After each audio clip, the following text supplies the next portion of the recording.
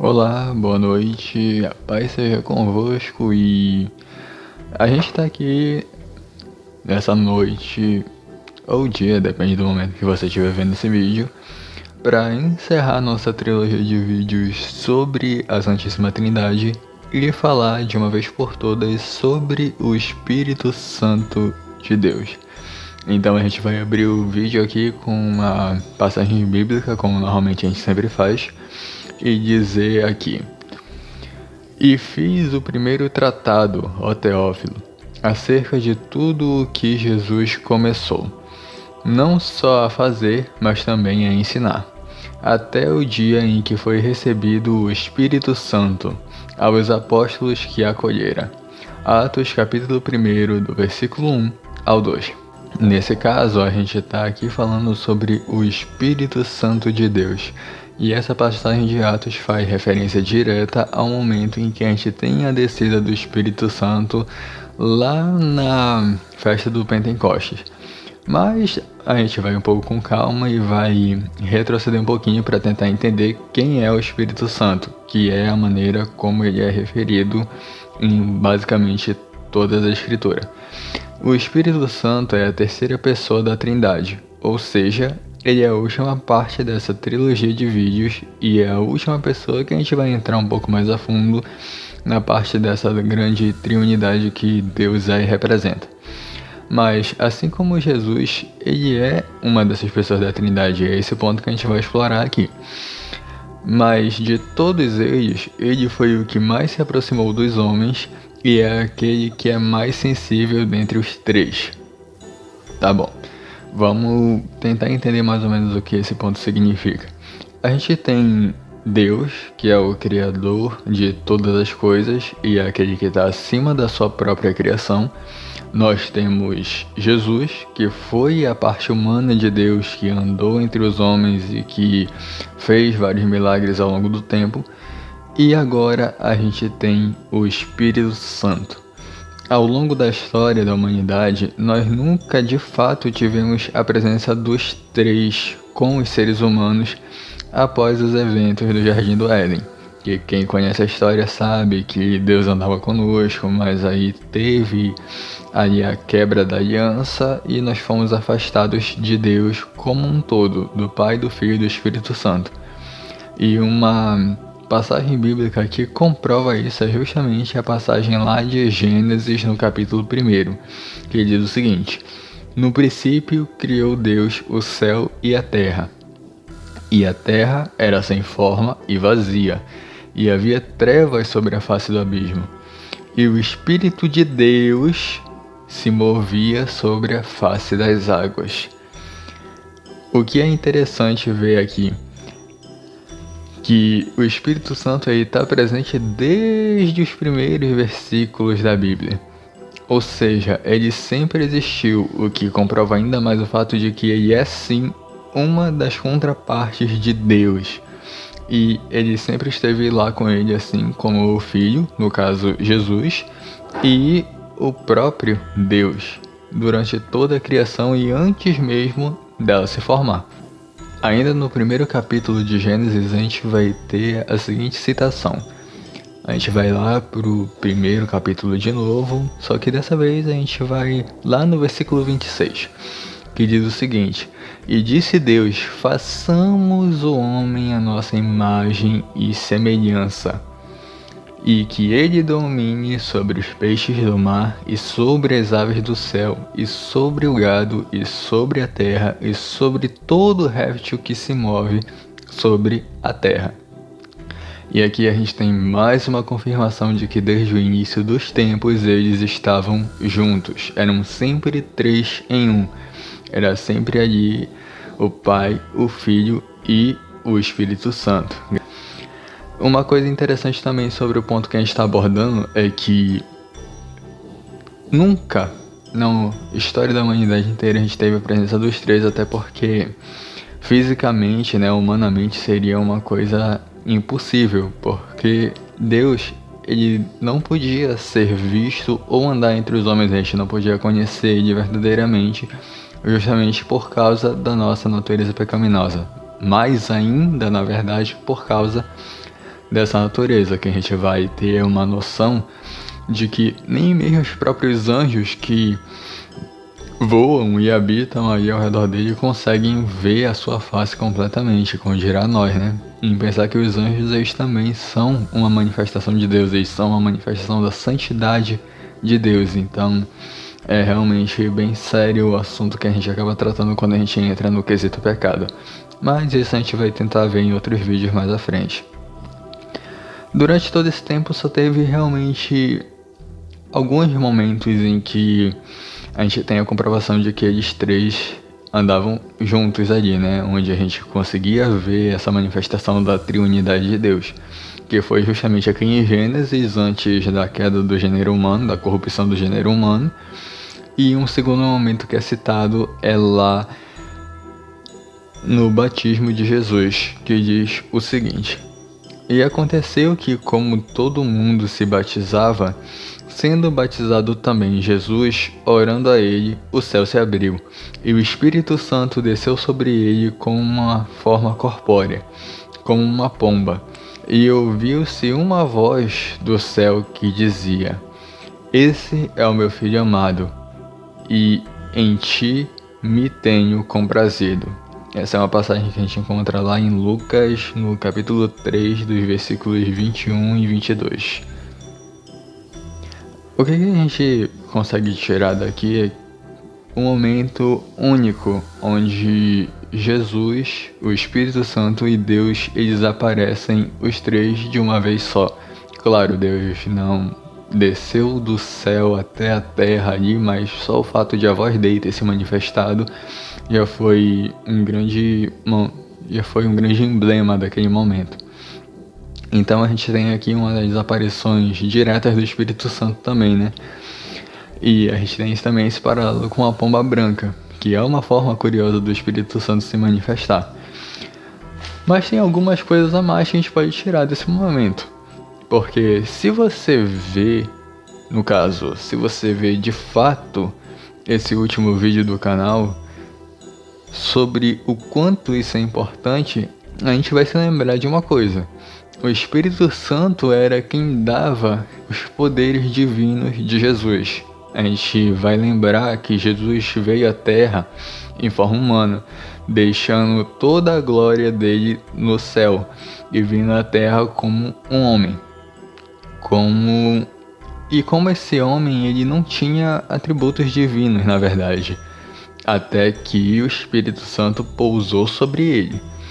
A gente até entra mais um pouco nesses detalhes no vídeo ali, dizendo que Jesus, como homem, ele deixou a glória dele no céu. A glória ainda era dele, mas ele teve que deixar tudo isso no céu para poder de fato assumir uma forma humana ali. Então, até aquele momento, durante todo aquele tempo, até aquele momento específico, a gente nunca tinha tido uma manifestação ali divina de Jesus. Claro, a gente tem o episódio do templo, onde ele ensina os doutores, mas isso é graças à consciência que ele ainda manteve em parte de tudo o que ele conhecia, de tudo que ele viu no céu e sobre as leis de Deus, e eram coisas que ele também era muito atento a pesquisar. Mas esses poderes divinos dele, esses sinais miraculosos que ele começou a operar, foi a partir do momento que o Espírito Santo pousou sobre ele. Era como se o Espírito Santo desse o veredito para que ele de fato começasse seu ministério. E ali a gente tem essa dupla, né? A gente tem as duas partes da Trindade de Deus caminhando juntas o tempo todo. Tanto é que é o Espírito Santo que vai guiar ele até o deserto. É o Espírito Santo que vai consolar ele nos piores momentos ali. E é o Espírito Santo que vai dar a Jesus as capacidades de operar milagres. E isso é muito curioso porque lembra muito os profetas do Antigo Testamento. Os profetas do Antigo Testamento, se vocês lembrarem bem, se vocês lembram de ter lido a Bíblia bem também, a gente vai ver que sempre tinha ou uma teofania para dar aí o sinal para eles, ou eles precisavam receber mensagens de Deus através de anjos. E quando não era nenhuma dessas duas opções, era o próprio Espírito Santo que firmava uma aliança com alguém e esse alguém começava a realizar alguns feitos no mínimo espantosos. Como a gente tem o caso das revelações dos sonhos de José, dos sonhos reveladores dele. A gente tem os poderes que Deus concede a Moisés no episódio da Sarça Ardente, que inclusive foi citado em um dos primeiros vídeos do canal aqui. A gente também tem o firmamento da aliança de Deus com Sansão aí, que ele inclusive quebra ao cortar os seus cabelos. Dentre outros, como o próprio profeta Samuel ali, que também operou alguns sinais, mas isso porque ele tinha uma aliança muito forte com Deus, tinha uma amizade muito forte com Deus. E a gente vai seguindo por alguns outros profetas ao longo do tempo que tiveram suas alianças firmadas com Deus, receberam os dons do Espírito Santo e acabaram por realizar alguns feitos um pouco além do que era costumeiro ver, como o próprio Elias também, né? Eu esqueci de citar Elias, mas eu esqueci de citar muita gente porque tem muitos heróis da fé e a gente ainda vai ter que fazer um vídeo só sobre eles, ou seja, vai ter que pegar aquela passagem da Bíblia citando todos eles e colocar aqui. Mas isso é uma ideia para um vídeo futuro. Aguardem, ele vem, é só o que eu tenho para dizer. Enfim. Então a gente vai ter esses atributos assim de algumas aparições do Espírito Santo durante a Bíblia. Mas é claro que a gente não vai se limitar só a isso, porque o Espírito Santo é de fato uma das pessoas mais interessantes dessa triunidade, mas ele é a pessoa que a gente menos procura saber, a gente menos procura se inteirar. Jesus subiu, mas ele deixou o Espírito Santo como Consolador para nós, e é ele quem marca a última era da humanidade com Deus. Como eu disse, de novo, vou repetir. Primeiro Testamento, a gente tem ali Deus agindo por meio de sinais, maravilhas e profetas. No segundo, a gente tem literalmente Deus entre os homens, que é Jesus vindo à Terra e se sacrificando por toda a humanidade, pagando a nossa liberdade do pecado com preço de sangue. E hoje em dia, né, a partir do momento lá do Pentecoste, a gente vive a última era com Deus, né? A gente vive a última dispensação também, a dispensação da graça. E a gente vive a última era com Deus, porque o Espírito Santo literalmente pode habitar em nós, mas para isso acontecer a gente tem que dar liberdade para ele habitar em nós. Não é como se ele fosse te obrigar a receber ele na sua vida, não é como se ele fosse te obrigar a ter uma relação com ele. A gente sabe que ele não faz isso, a gente precisa da permissão para ele habitar na nossa vida, a gente precisa se esforçar para não entristecer ele, porque como eu disse no início do vídeo, ele é a pessoa mais sensível da Trindade, porque ele é a maior demonstração de santidade de Deus, podendo assim dizer. Não é preciso de muita coisa para ofender ele, porque quando Jesus veio, diferente do que muitas pessoas pensam, ele não anulou partes da lei, ele intensificou partes da lei. Ou seja, você tem um Deus na manifestação de um Espírito que sabe de tudo, que sonda seus pensamentos, sabe suas emoções, sabe suas intenções, e você não pode esconder nada dele. Esse é o ponto. Então, quando ele vê que você faz alguma coisa de caso pensado, isso já entristece ele. Quando ele vê que você faz alguma coisa pra ele, mas você não queria fazer essa coisa pra ele, você meio que tá sendo obrigado àquilo, isso também já entristece ele, porque ele não quer ninguém se julgando a ele por obrigação. Ele quer um relacionamento saudável, ele gosta de relacionamentos saudáveis com aqueles que ele interage, com aqueles que ele quer que sejam amigos dele. E eu digo amigos porque o próprio Jesus disse uma vez, ele não queria que os discípulos ou que os homens fossem só servos dele, ele queria que fossem amigos dele, com quem ele pudesse compartilhar boa parte desses segredos do céu. E é uma coisa que o Espírito Santo também requer de nós hoje em dia. Embora na maioria das vezes a gente esteja mais preocupado em cumprir com nossas obrigações e a gente acaba esquecendo de agradar ele como um amigo que ele é. E também não é só amigo, ele é consolador, o que é uma das características mais ressaltadas dele, porque o próprio Jesus refere-se a ele como um espírito consolador. Ou seja, Ele sempre vai estar ali para poder ajudar a gente no momento que a gente precisar. Mas ele se afasta da gente toda vez que a gente acaba ofendendo a Deus de alguma forma, seja por pensamentos, obras ou mesmo intenção, porque para ele a intenção também vale muito. É o que mais vale, na verdade. Então a gente conclui que o Espírito Santo é a terceira pessoa da Trindade. Ele se aplica na vida das pessoas através de bênção de salvação. Ele é um auxiliador, dá nova vida, dá força, distribui dons e produz virtudes. Ou seja, não é pouca coisa, porque se a gente for parar para pensar, o Espírito Santo tem muita coisa a oferecer pra gente, mas isso depende de um relacionamento saudável com ele. E agora que a gente tocou no ponto dos dons, eu vou aqui ler na Bíblia mesmo alguns desses dons que o Espírito Santo pode oferecer para quem acaba chamando a atenção dele de alguma forma. Essa passagem está em 1 Coríntios, no capítulo 12, do 1 ao 11. Então, se vocês quiserem confirmar, é só ir lá e conferir. Pesquisa na internet também, tem muitos versículos lá. Já estão disponíveis na internet, então é isso. Vamos ler. Acerca dos dons espirituais, não queremos, irmãos, que sejais ignorantes. Vós também sabeis que eres gentios, levados aos ídolos mudos, conforme eres guiados. Portanto, vos quero fazer compreender que ninguém fala pelo Espírito de Deus e diz, Jesus é anátema. E ninguém pode dizer que Jesus é o Senhor, senão pelo Espírito Santo. Ora, há diversidade de dons, mas o Espírito é o mesmo.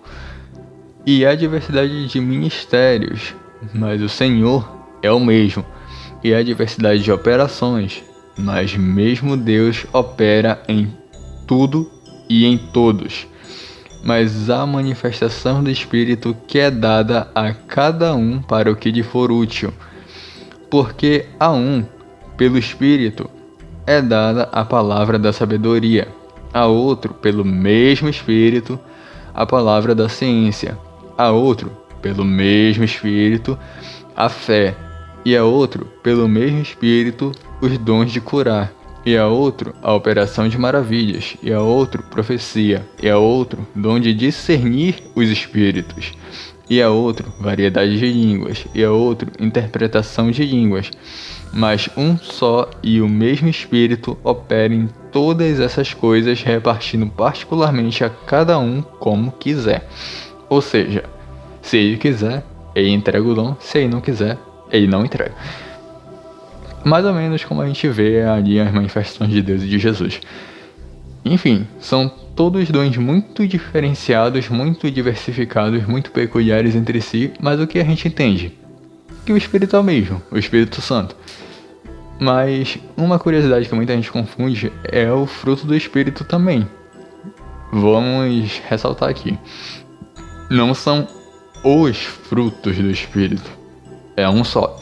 É o fruto do Espírito. Só que esse fruto pode gerar também várias outras emoções ou mesmo traços de caráter que podem ser bem distintos e chamam bastante atenção. Como, por exemplo, amor, gozo, paz, longanimidade, benignidade, bondade, fé, mansidão, temperança, que vale ressaltar contra essas coisas não tem lei, e os que são de Cristo crucificam a carne com suas paixões e concupiscências. Se vivemos no Espírito, andemos também no Espírito. Não sejamos cobiçosos de vanglórias, irritando-nos uns aos outros e invejando uns aos outros. Essa citação inteira é aqui em Gálatas capítulo 5, do versículo 22 a 26. Ou seja, o Espírito Santo é uma pessoa maravilhosa e muitas das vezes a gente acaba irritando ele, provocando ele ou afastando ele com ações e até mesmo motivos e intenções fúteis. O que é realmente muito triste, porque ao invés de a gente se aproximar dele como a gente deveria, a gente acaba afastando ele, entristecendo ele. E isso, se a gente for parar pra pensar, só traz desvantagem pra gente, porque quanto mais longe do Espírito Santo estiver, isso significa que mais longe do caráter de Cristo a gente tá, e o que significa também que fica mais difícil da gente se salvar. Então, eu espero com esses vídeos trazendo um pouco mais, explanando um pouco mais sobre Deus, faça você que está escutando ou assistindo lembrar quem Deus realmente é e o que Ele realmente significa para a humanidade como um todo. Porque, convenhamos, nosso tempo já está acabando, ele já está voltando e muitas das vezes a gente está aqui, né, brincando de ser crente, brincando de servir a Ele, mas